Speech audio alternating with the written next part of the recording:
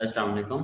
Previous lecture में हमने discuss किया था इनहेरिटेंस के बारे में, जिधर हमने कहा था कि एक जो एग्जिस्टिंग क्लास है ये यूज होती है टू बिल्ड न्यू क्लासेस। जिस तरह हमने एग्जांपल डिस्कस की कि अगर कोई पर्सन है, person can be teacher, student और मैनेजर एक्सेट्रा।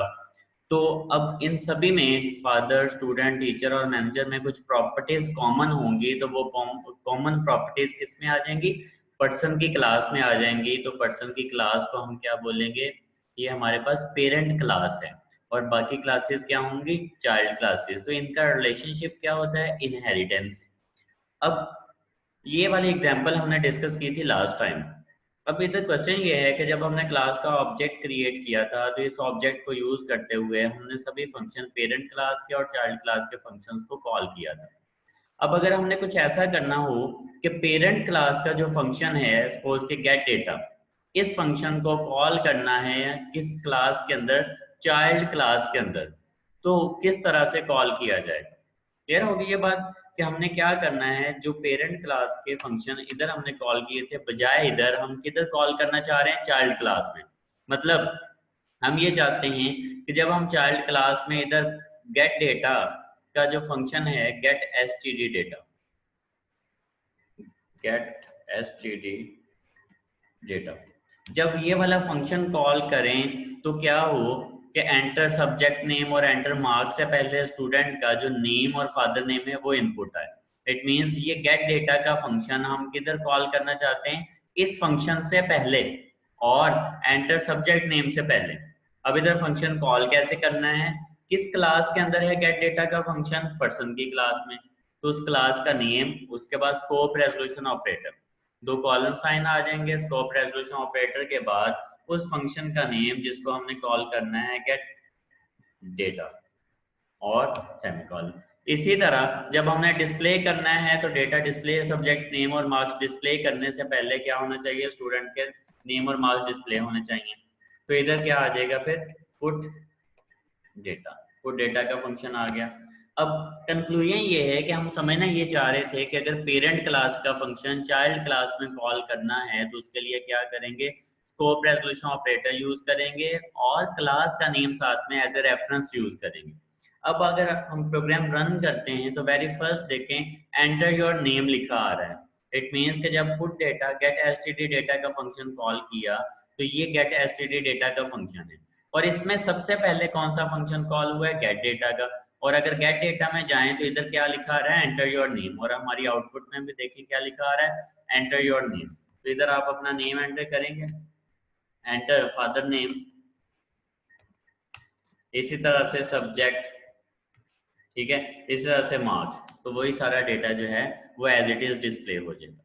ठीक हो गया। तो ये बात क्लियर होगी कि अगर पेरेंट क्लास का फंक्शन चाइल्ड क्लास में कॉल करना है तो पेरेंट क्लास का नेम, स्कोप रेजोल्यूशन ऑपरेटर और गेट डेटा, वो वाला फंक्शन आ जाए। यहाँ तक बात क्लियर है। उसके बाद हमने पढ़ा था कि ओवरलोडिंग किस तरह से करते हैं। ओवरलोडिंग हमारे पास क्या होती है कि अगर एक क्लास के अंदर एक नाम के एक से ज्यादा फंक्शन हैं जिनका नेम सेम है लेकिन नंबर ऑफ पैरामीटर डिफरेंट हैं, तो इसको हम क्या बोलते हैं? ओवरलोडिंग। ओवरलोडिंग के लिए कंडीशन क्या है कि फंक्शन का नेम सेम हो बट टाइप और नंबर ऑफ पैरामीटर्स क्या हो? डिफरेंट हो।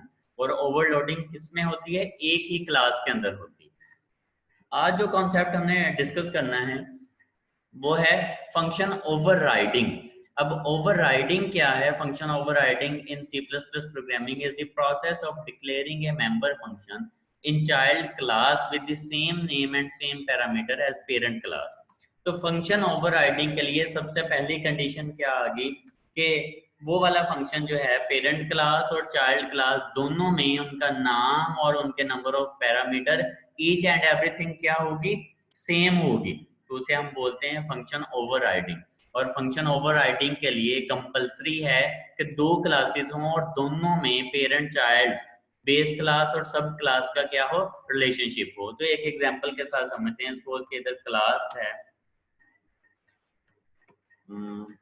पर्सन ही ले लेते हैं, ठीक है। पर्सन की एक क्लास है, इसमें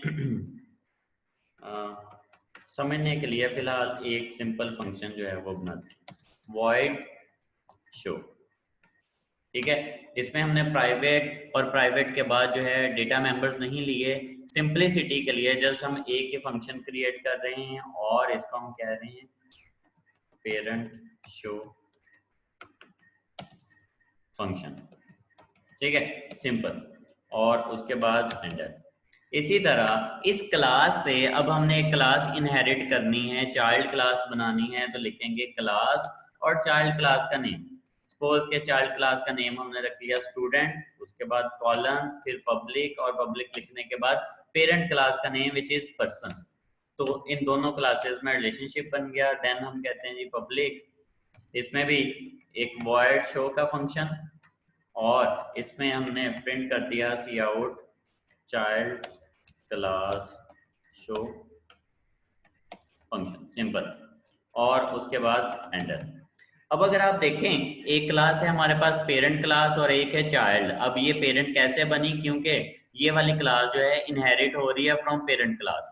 तो एक चाइल्ड क्लास है और एक पेरेंट क्लास है, और दोनों क्लासेस में अगर आप देखें वॉइड शो और वॉइड शो, डेफिनेशन तो ऑब्वियसली चेंज हो सकती है। तो दोनों क्लासेस में दो फंक्शन है, दोनों के रिटर्न टाइप सेम है, दोनों का नाम सेम है, और दोनों में नंबर ऑफ पैरामीटर 0 है।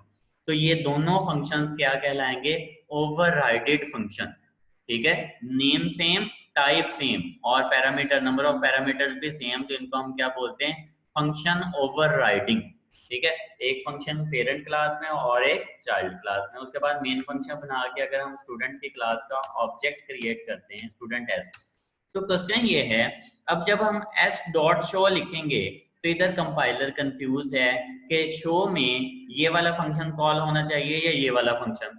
तो जब भी ओवरराइडिंग होती है तो ओवरराइडिंग में हमेशा जो पेरेंट क्लास का शो का फंक्शन है उसको इग्नोर कर दिया जाता है, और कौन सा फंक्शन कॉल होता है, चाइल्ड क्लास का फंक्शन। देखें हमने इधर लिखा एस डॉट शो, तो अब इधर हमारी आउटपुट जो है वो क्या आनी चाहिए, आउटपुट आनी चाहिए चाइल्ड क्लास शो फंक्शन। तो प्रोग्राम रन करके देखते हैं आया कि रिक्वायर्ड आउटपुट आती है या नहीं। तो देखें जब हमने प्रोग्राम रन किया तो प्रोग्राम रन करने में क्या आ रहा है, child class show function. It means कि अगर दोनों में ओवरराइडेड फंक्शंस हैं तो जब हम ऑब्जेक्ट क्रिएट करके फंक्शन कॉल करेंगे तो कौन सा फंक्शन ऑलवेज कॉल होगा, चाइल्ड क्लास फंक्शन, और पेरेंट क्लास का फंक्शन इग्नोर कर देंगे।